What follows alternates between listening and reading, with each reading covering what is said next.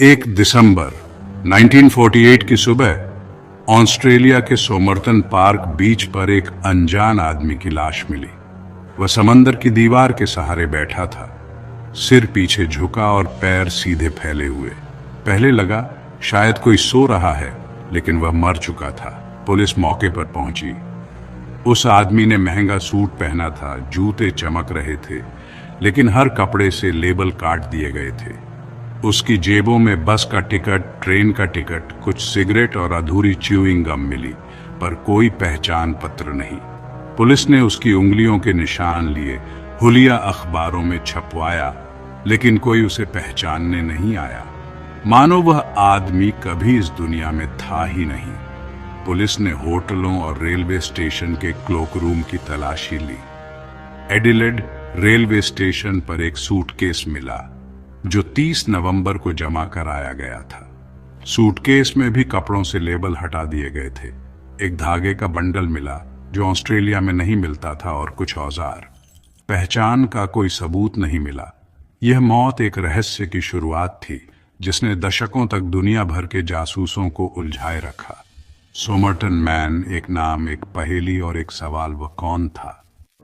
महीनों बाद pathologist professor John क्लीलैंड ने लाश के कपड़ों की दोबारा जांच की। एक गुप्त जेब में कागज का छोटा टुकड़ा मिला, जिस पर लिखा था तमाम शुद्ध। तमाम शुद्ध का मतलब होता है समाप्ति, द एंड। ये उमर खय्याम की रुबाइयात किताब के आखिरी पन्ने पर मिलता है। पुलिस ने पूरे ऑस्ट्रेलिया में रुबाइयात की प्रतियों की तलाश शुरू की।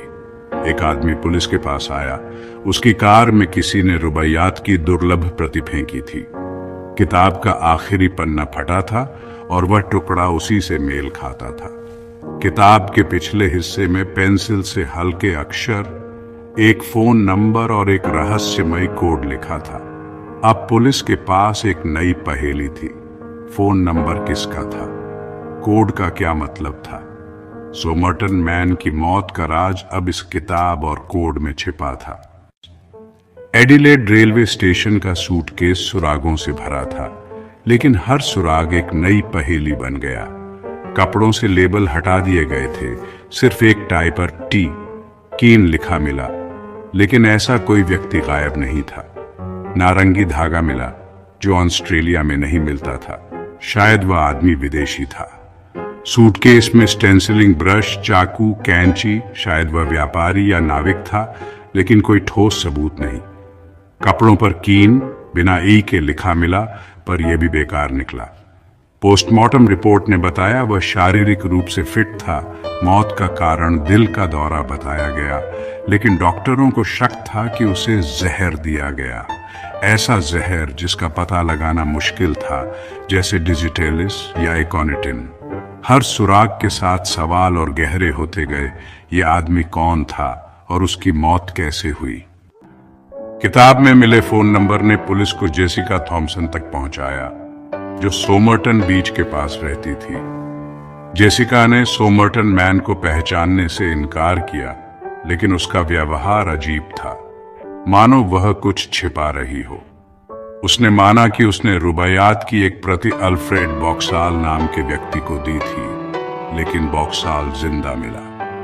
अब सारा ध्यान किताब के पीछे लिखे कोड पर था। 5 लाइनों का कोड, जिसे आज तक कोई नहीं सुलझा पाया। क्या यह किसी जासूसी मिशन का संदेश था? उस दौर में शीत युद्ध चल रहा था और ऑस्ट्रेलिया में रॉकेट टेस्टिंग रेंज थी। कुछ लोगों का मानना था कि सोमरटन मैन जेसिका का प्रेमी था, जो उससे मिलने आया था। जेसिका ने कभी सच नहीं बताया, लेकिन उसकी बेटी ने दावा किया कि उसकी मां सच जानती थी। जासूस, प्रेमी या कुछ और। सोमरटन मैन की असली कहानी जेसिका के साथ ही दफन हो गई। दशकों तक सोमरटन मैन की पहचान एक रहस्य रही। 2021 में पुलिस ने उसके अवशेषों को डीएनए टेस्टिंग के लिए निकाला। प्रोफेसर डेरेक एबॉट ने डीएनए से फैमिली ट्री बनाकर दावा किया। सोमरटन मैन का असली नाम कार्ल चार्ल्स वेब था, एक इलेक्ट्रिकल इंजीनियर। वेब मेलबर्न का रहने वाला था, तलाकशुदा था और उसका कोई बच्चा नहीं था।